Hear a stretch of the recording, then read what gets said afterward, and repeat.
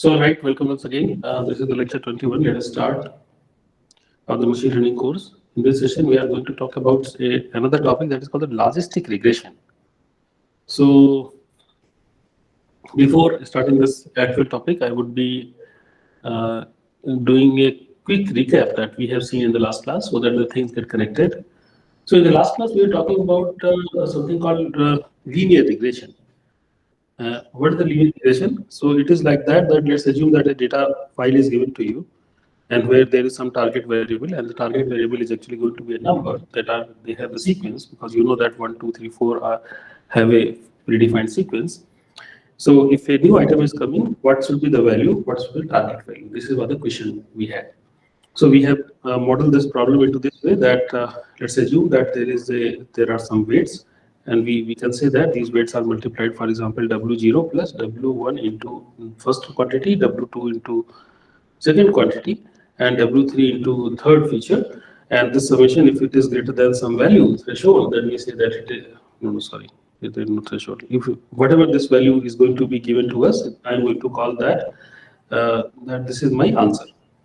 So we can write this kind of equation that y given x, where x is a new data item, x is a new data item, y given x. If you want to find out when we have set a particular value of w, we don't know that what is the right value of the w right now. But if it is fixed, then we can put into this particular equation and find out what is the suitable value over here. We have seen that because when we start that, we don't know that what is the actual value of w, so we start any other w value, though, so that value would not be best suitable for us. So we change this w in such a way so that we get a better closeness of the value that we are going to predict. So what essentially I mean that this was the data and this was the thing that my model should give me the value, but it is giving this value. So it is giving these values. So instead of 10, it is giving 8, 12, it is giving 9, 4 giving 3. So it is not a right value. So how bad this value is, if you want to find out, we have to define some cost function or error function. So let me define a cost function in such a way that for all the values that I am going to predict, my model is going to predict, I subtract and I see that what is the difference with the original value that was there, and then I take the square of that quantity and find out the summation of all the data items, because whatever data items are there, I find out what is the summation.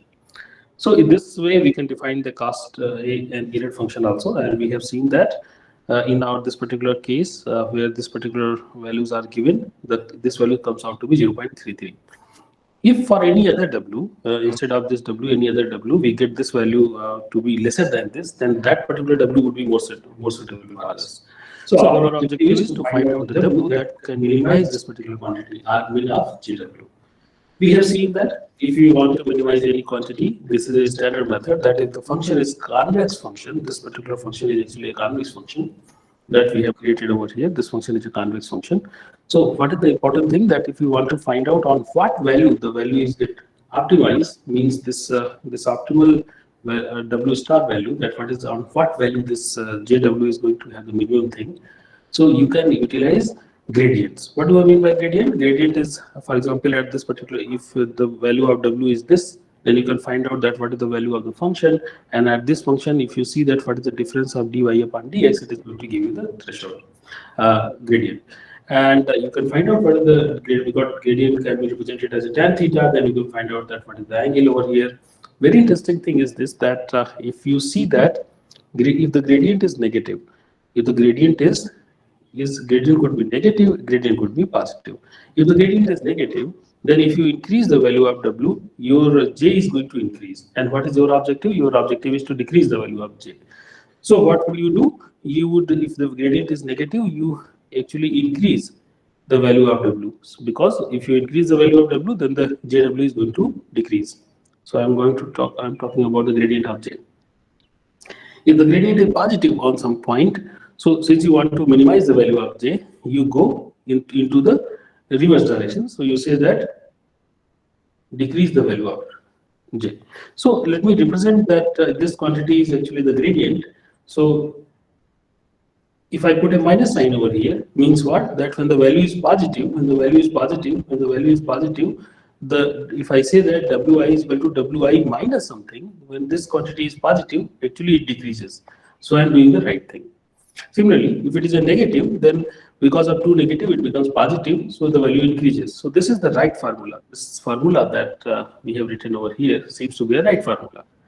So it essentially says that you start by any W and find out that what is the gradient over there. If the gradient is positive, you come into this particular direction. If gradient is negative, definitely gradient will not be negative here, gradient will be negative somewhere here. If you put the W over here, then you increase this value. You go into this particular direction. In both the cases, in both the settings, you are going to reach to this particular point, that is a W star, that is actually the right function that you wanted to find out. So this is what the setting is. 1 minute. Okay, so we have seen that in this way we can find out the optimal value. So there was a method that we actually devised in the last class that is called the gradient descent method. It says that you are going to modify the W with this particular formula that we have just seen. Okay, if you multiply this, if you execute this particular formula, you would be able to reach to the W that is actually going to minimize your uh, value of J. So all these things we have seen in the last class. Today is a different class. We want to talk about something else, and that is this. That let me see that student has written something. There is something. Sir, your voice is echoing. My voice is echoing. Thank you very much for letting me know. So let me do. Okay. I'm very sorry. I think my voice would be correct. Can you say yes? Can you say yes now? Is it right? Okay. Yeah. Sorry. Thank you for pointing this out. Okay. So all these things we have done in the last class. So you can safely go and see the lecture that we have covered in the last class. Today's thing is this, that how can we utilize this thing for the classification? So till now we were talking about the regression. Regression means finding out the value where there is a relationship. There is a relationship between less than or greater than kind of thing. Now I'm going to talk about the classification, and you know that into the classification there is no relationship between the. You cannot say that 0 is less than 1. So here multiple classes are there. Let's assume that in our example, if the classes are 0 and 1 on the same data, randomly put these values, and I want to understand that what value should come over here. So the question is this, that we have devised a mechanism to find out the value at this particular place. Can we utilize the similar thing to find out the 0 and 1 value also? Looks like that it is possible. Okay, so how we can go ahead with this? So earlier we were finding out the value of y using this particular linear equation. So one suggestion could be that you utilize a special function that is called the sigmoid function. And if you apply a sigmoid function on this quantity, whatever quantity you are actually getting, you apply a sigmoid on that. So this value gives you something into the range of 0 and 1. So that would be a better idea. That would be a better idea to go ahead. So let me tell you that how you can utilize this thing. And the idea is this, that let us investigate the sigmoid function once more. What is the sigmoid function? So the sigmoid function is defined by this particular formula. Sigmoid of v is equal to 1 upon 1 plus e to the power minus v. So if you have any value, for example, let me write the value of v and let me write the sigmoid of v value. So if this v is 0, can you tell me what is the value of this particular quantity? What is this particular quantity? Can you evaluate? So it is 0, then e to the power minus 0 becomes 1, and therefore it is 1 by 2. Am I right? The value is going to be 1 by 2. So when this value is, for example, infinite, let me put the value to be infinite. If this v is equal to infinite, then what is the value? If the v is infinite, then v to the power minus infinite becomes what? 0, because very large value. So ultimately this term vanishes, and what remains is 1. At the infinite, the value is going to be 1. What is the value of minus infinite? If it is a minus infinite value, then what is the value? Can anybody tell? At the minus infinite value, the values comes out to be 0. So essentially, in this particular range, from minus infinite to infinite, this particular function gives you the value into the range of 0 and 1. What does it mean? That whatever you are going to get from this, it is going to be mapped to something between the 0 and 1. And what is the importance of 0 and 1? 0 and 1 can be interpreted as a probability. So if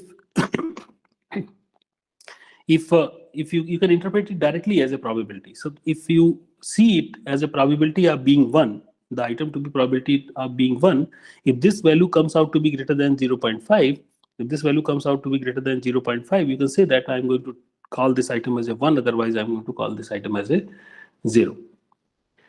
So there remains one question that you may ask, sir, why this kind of weird looking function we are going to use? Okay, instead of there could be a similar kind of function that can also be there. The answer is this, that very interestingly, that if you have the value of sigmoid for 0.73 and you want to find out that what is the derivative at that particular point, it comes out to be just sigmoid of 0.73 multiplied by 1 minus sigmoid of 0.73 is going to give you the answer. So finding out the derivative is straightforward with this kind of function. So we are going to utilize this function. One property that we have seen, that you can directly interpret it as a probability because the value is given between 0 and 1 for all the things. And another thing, that finding out the derivative is also very easy. That's why this particular function is very, very, very, very important. Okay. So we have seen that this particular function that we are talking about is sigmoid function, gives you the value between the 0 and 1, and the value is 0 when you go to the minus infinite, and value is 1 when you go to the infinite. The point at the 0, it gives you the half. So if you may think that if the value is greater than 0.5 means half, if the sigmoid value is greater than 0.5, you can say that item is of the class 1 or the positive class, and you can say here the negative class. So one class and another class very easily can be segregated using this kind of thresholding mechanism. So this is very interesting. Okay.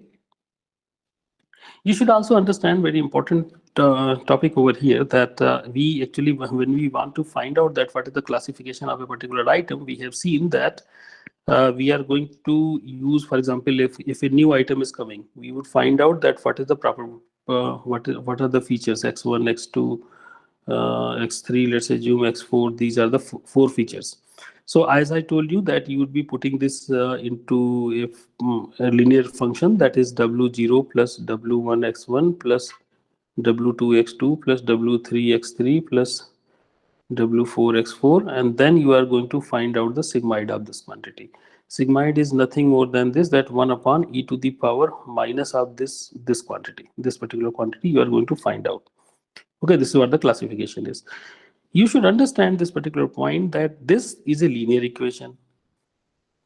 What is the importance of the linear equation? The importance of the linear equation is this, that all the values are available. For example, if it is a linear equation, then, and it is not a state, there are only one condition, that when the line is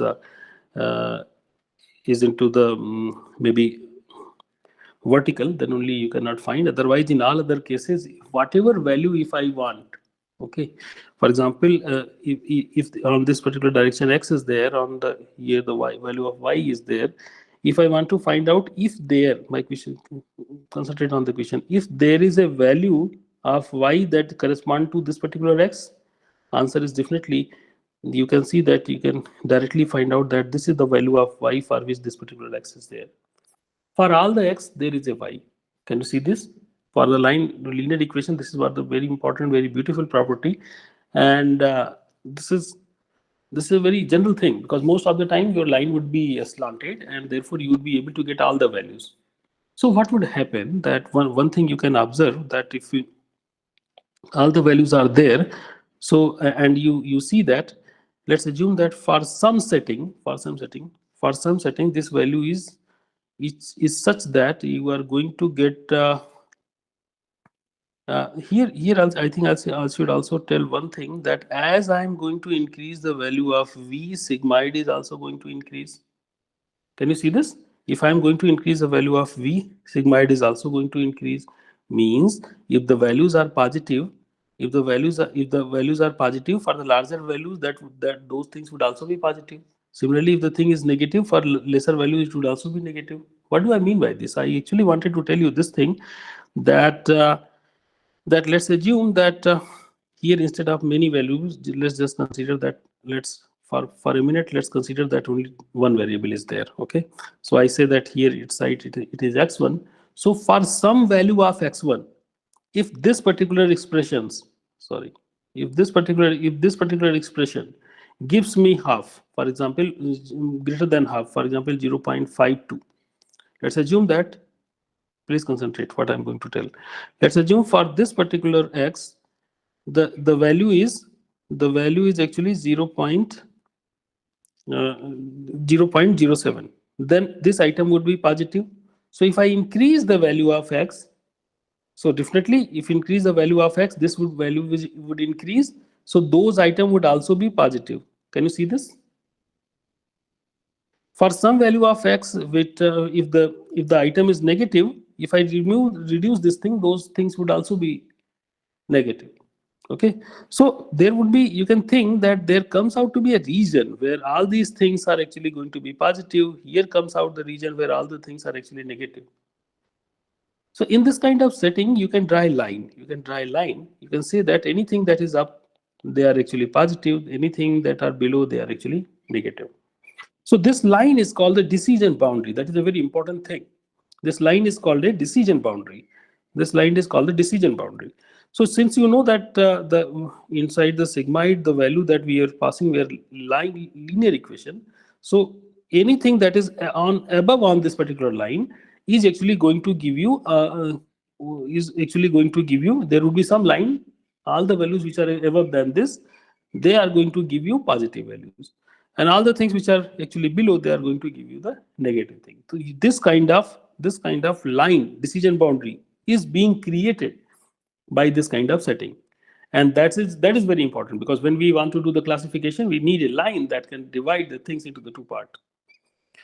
All right, very interesting. So sometime it may be possible that instead of sending this this equation that was very simple equation that I told you, that W0 plus W1x1 plus W2x2. So instead of this, you can also utilize, for example, W0 plus W1x1 square plus W2x2 square. So when you use the higher degree term, over here, so this surface that you are actually going to send actually get curved. So when by putting, by putting the square terms, it is going to be a circle. So anything that is inside circle is going to be of one class. Anything that is outside the circle is going to be of the another class. Similarly, by having multiple things, for example, x1, x2 square, and multiple kind of complex things, it is possible to create these kind of even boundaries. This kind of decision boundary, where you say that inside things are positive, outside things are negative. Make sense? So very interesting idea. So what we have seen till now, that we have seen that the previous method that we were using for the regression can also be utilized for the classification. Again, the problem would come to us that how to find out the right parameter.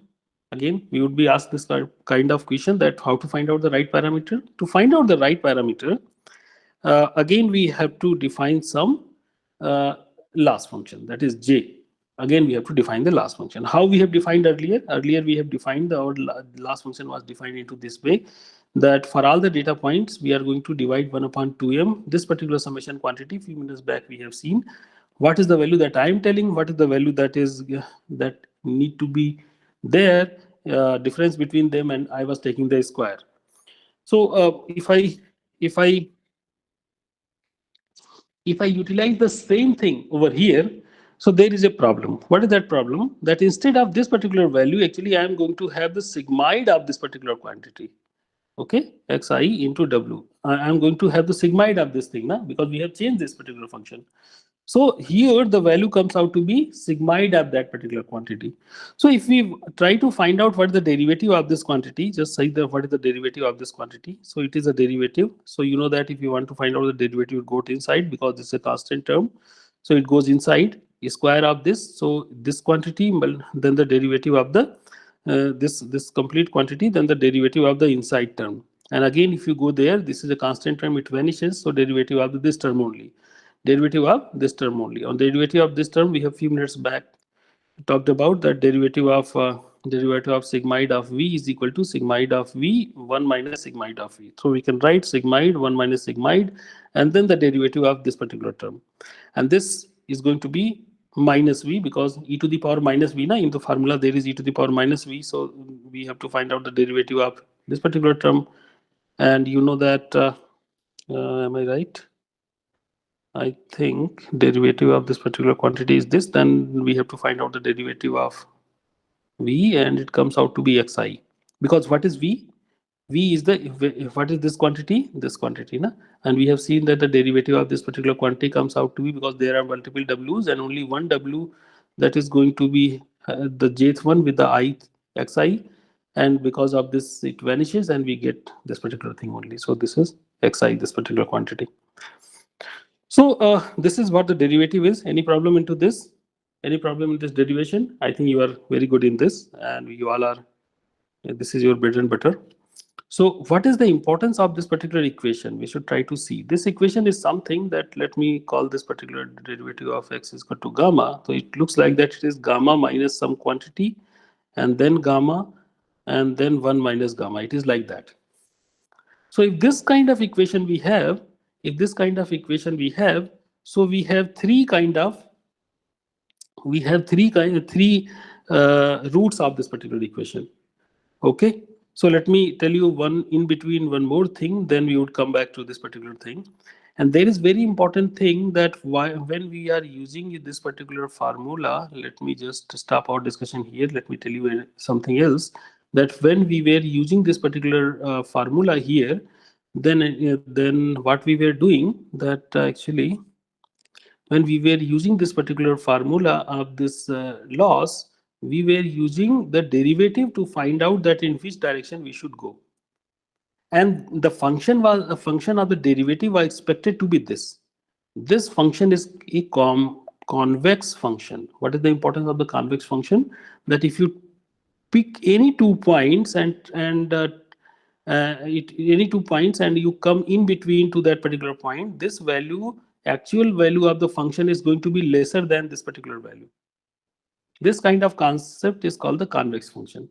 If the convexity is there, then only we can utilize the method of derivative to go into that particular direction. If it has not been this kind of function, then we cannot utilize this method, that in which direction we should go. For example, if the function was a haphazard kind of function, we cannot decide that in which direction we should go. Very clearly, we cannot decide about that thing.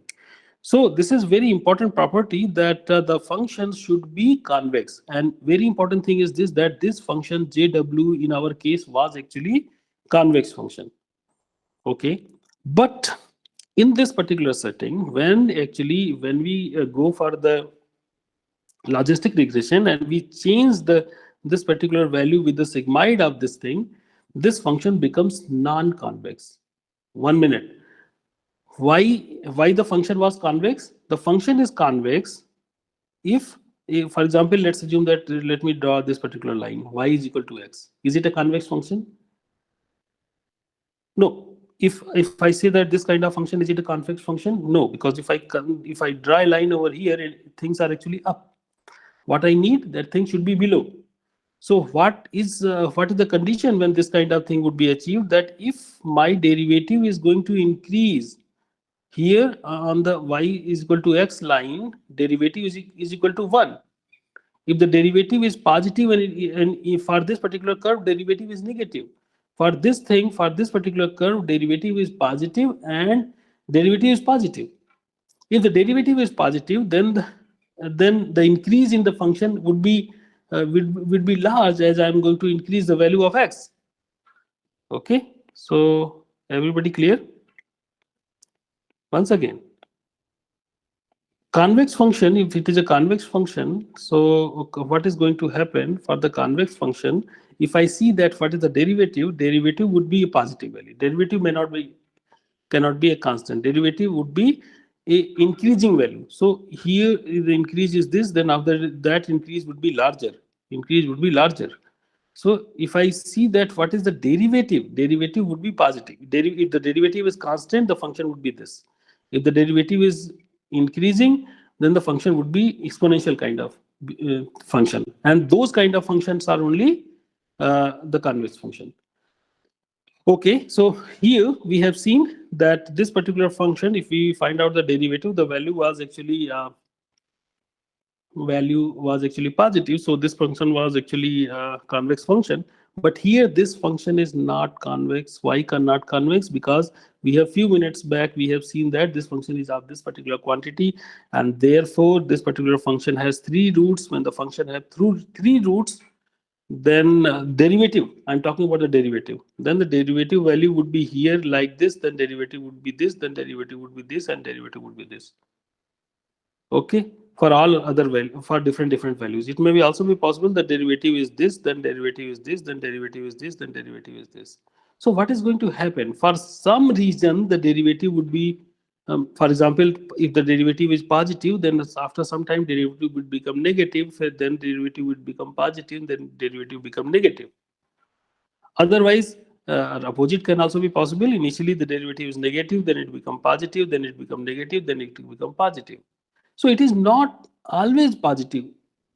Okay, and we wanted the derivative should be always positive. It is not going to happen into this particular setting. When we define the JW into this particular way, then the derivative is not always positive. That's why we cannot utilize the method that we were using earlier to forward by using just seeing the derivative. We cannot utilize that method to find out that what is the appropriate direction we should move.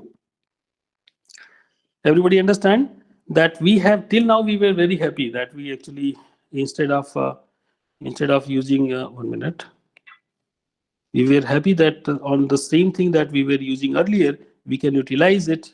Instead of this I'm going to put the sigmoid of that particular value. But now a big problem came, that is telling that this particular function is actually non-convex. Therefore we cannot utilize the same way of forwarding into the direction and of opposite direction of the derivatives to find out the right value of the parameters. So this was an issue. So the issue was solved by using a different function that is called the cross entropy function. So instead of using this JW, I am going to use a cross entropy function. This function is such that here whatever the value that is going to come over here, if is it going to be written as a log of the yxiw, that is actually the sigmoid value, the sigmoid of v.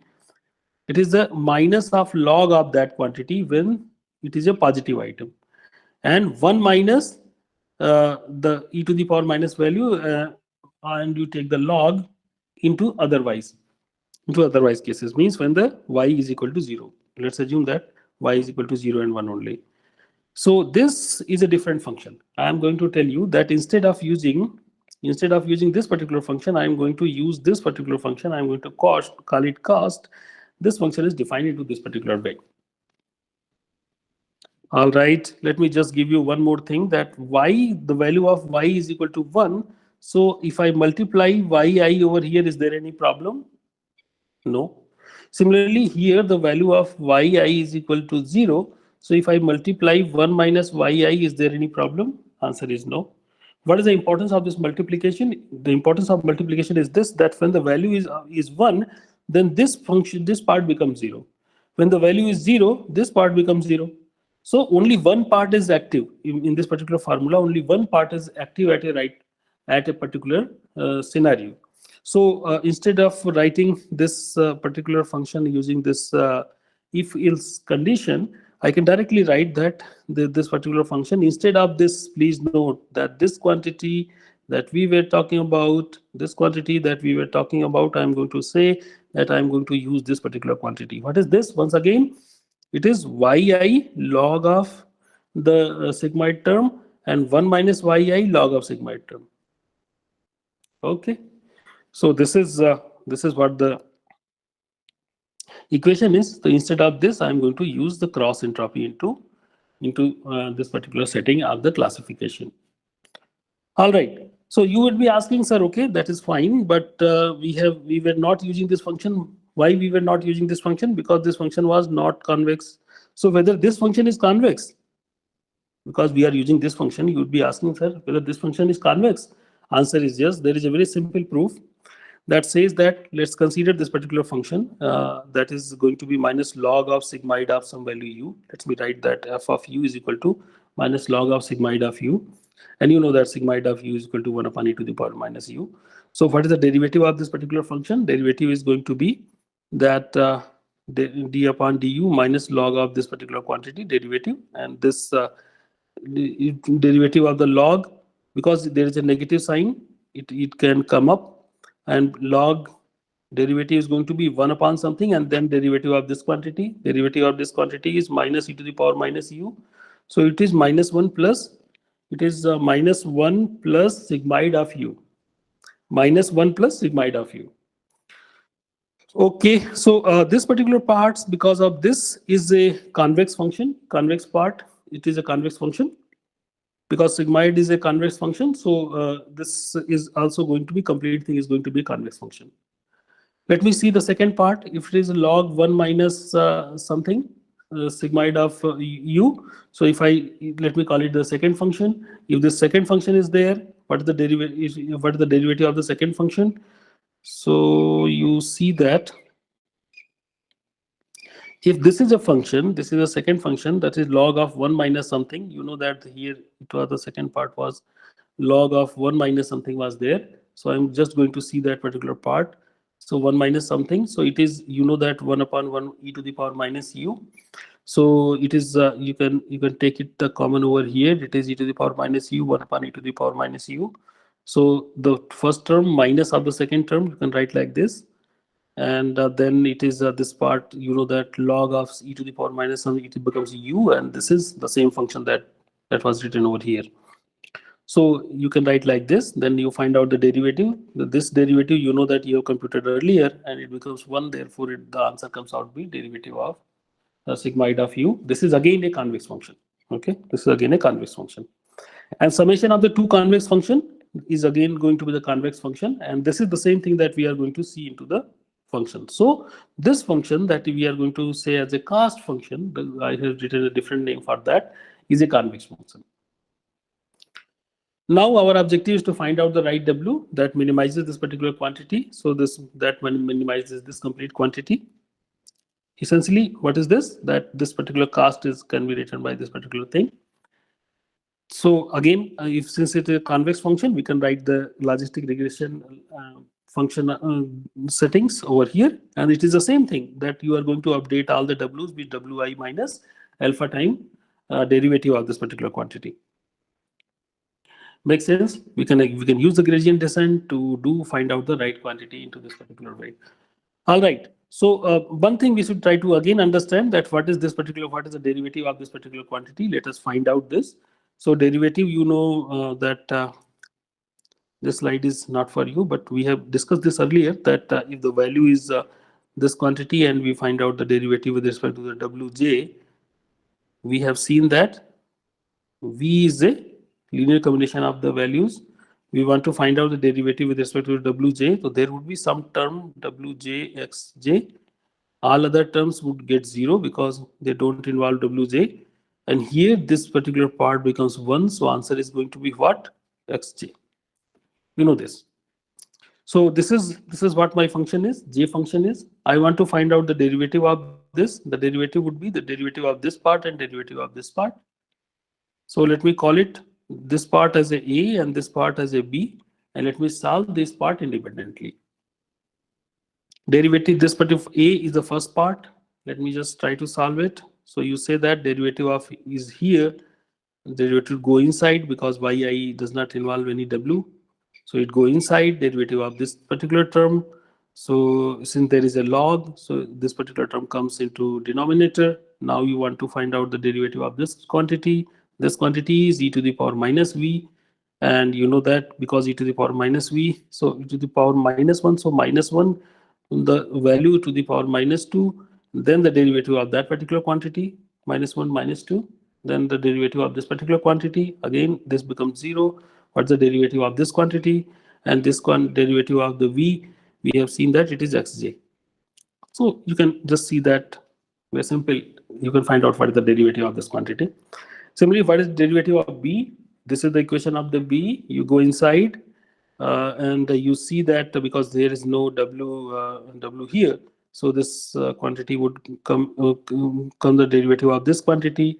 This comes into the denominator, and then you want to find out the derivative of this quantity. Derivative of 1 is 0. Then you want to find out the derivative of this quantity.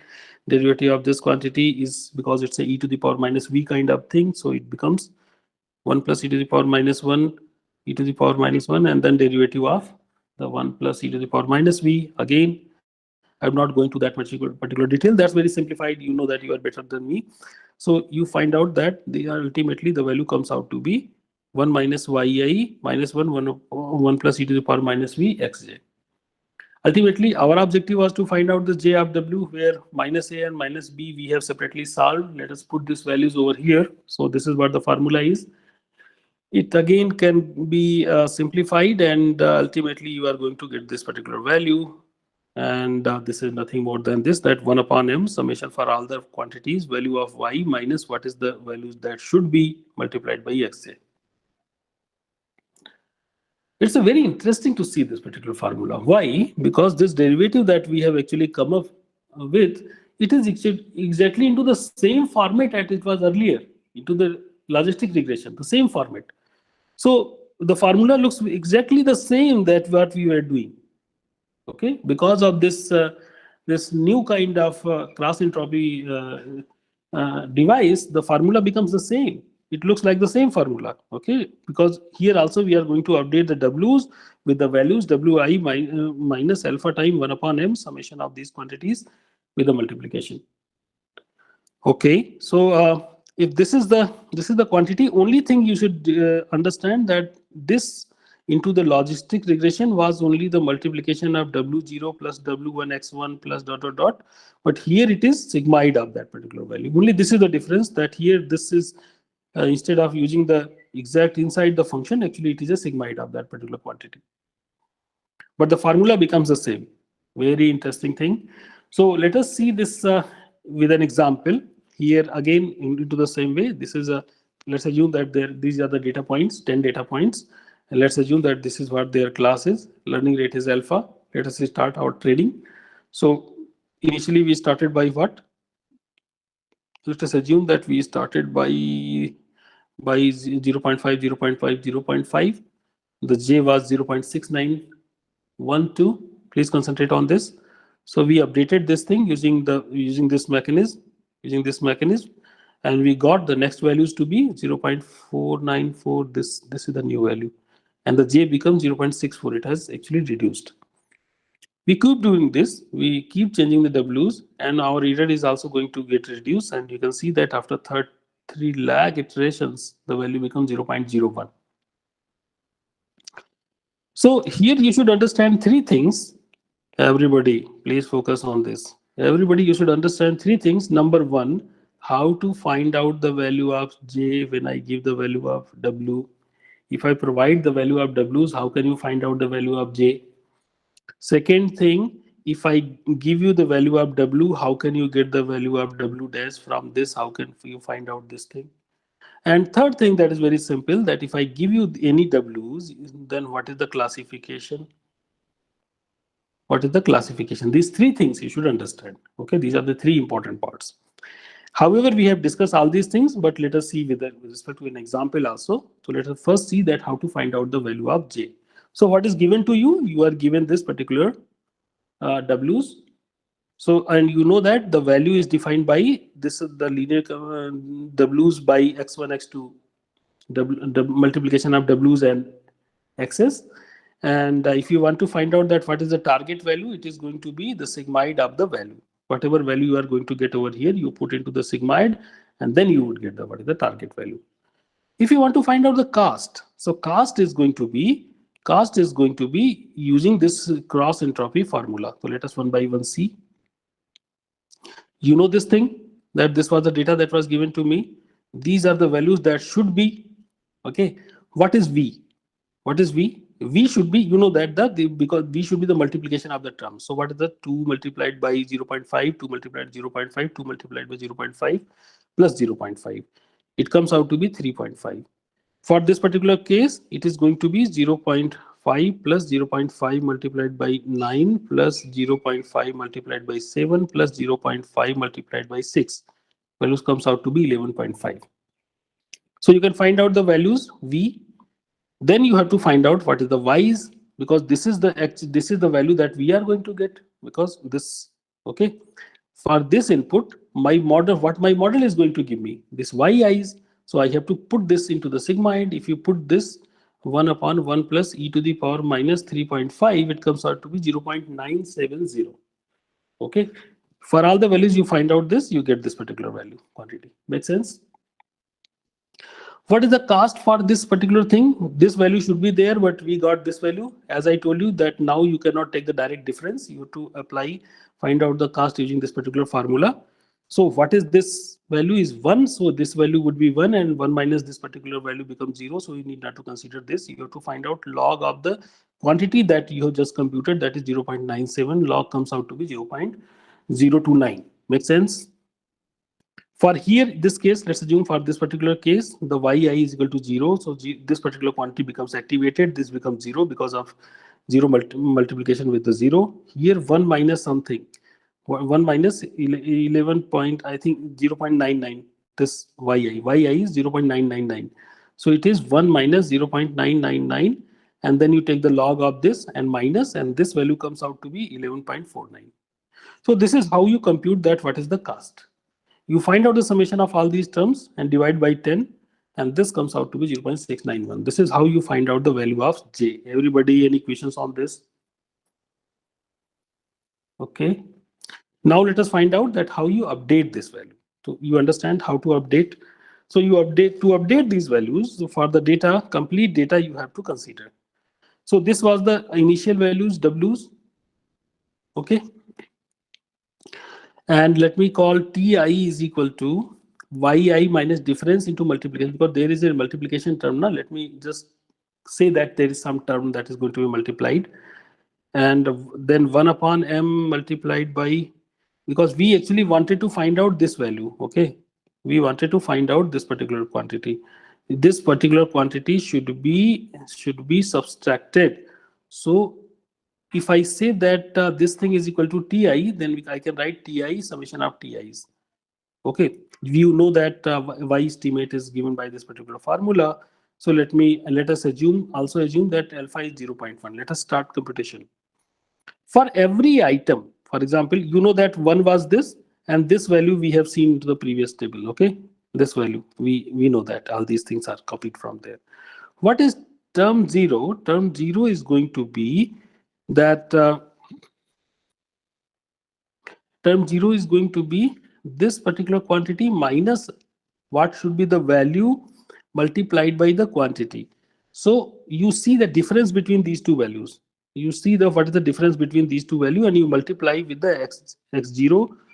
Then this quantity comes, multiply with the x1. This quantity comes, multiply by this. Then this quantity comes, multiplied by this. This quantity comes. Once again, it should be 0. It is 0.99. What is the difference? What is this difference? Difference is 0.99. You multiply by 1, then it is this. You multiply by 9, it is 8.99. Multiplied by 7, it becomes this. Multiplied by 6, it becomes this. See this quantity. Very important thing is this, that if for any particular thing, two part is what is the difference and what is the multiplication of xi, and these are the xi's. And therefore, corresponding terms are actually generated. How many w's are we have? 4 w's are we have. Therefore, 4 different gradient terms are also going to come.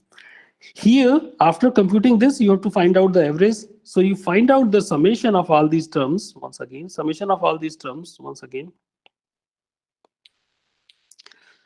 summation of all these terms. Summation of all these terms, and you find out summation of all these terms, divide by 10. Summation of all these terms, divide by 10. Summation of this, divide by 10. Summation of this, divide by 10. Okay, this is the total. Then when you divide by 10, divide by m and multiply by alpha, then you get the new value of w's. Once again, this value divided by 10, number of items, that is m. You multiply with the alpha, that is 0.01.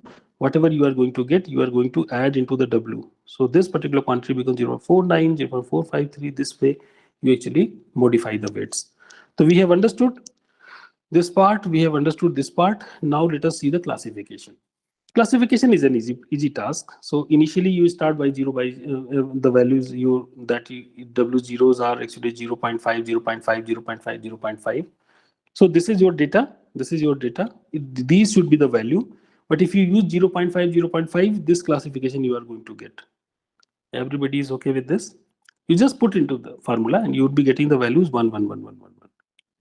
After 100 iterations, I'm not sure about this. Where is this?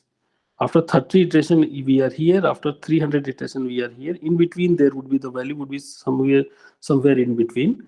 So after 100 iterations, whatever W you are going to get, using that you get this kind of classification. So once again, whether this classification was correct, answer is no, because you can see that these places, it is differing. It should be 0, but it is 1, so it is a problem. When after 100 iteration, your equation becomes this, is it right? Again, not right, because here values are 0 and it should be 1. Here the things becomes correct, but here there comes a problem. After 300 iteration, you get this kind of classification. Whatever W you get, with this you get this kind of classification. Whether this classification is correct, looks like that it is equal to, it is the same at the every places except only one place. There is only one place there is an error. After 500 iteration, whatever W you are going to get, with that you get this kind of classification, and you say that it is the same classification that actually you are hunting for. You got the right kind of classification. Okay. So what I told you, that you started by wrong, then you go, after 100 iteration it was wrong. After 300 iteration also there was wrong at one place. After 500 iterations it's become correct. Now let me tell you a very important thing. That is, after 500 iterations, my things was correct. But whether the J was 0? Answer was no. Even if you go to the 3 lakhs of iteration, your value is going to be 0.001.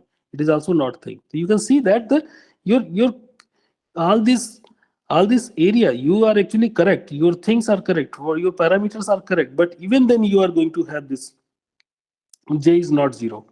So getting the value of J to be the 0 cannot be a deciding factor that whether you should stop or not. Make sense? So even if with the lower values of the J, your thing can become good. I mean, all the 100% your accuracy is 100% here. All the places you are correct.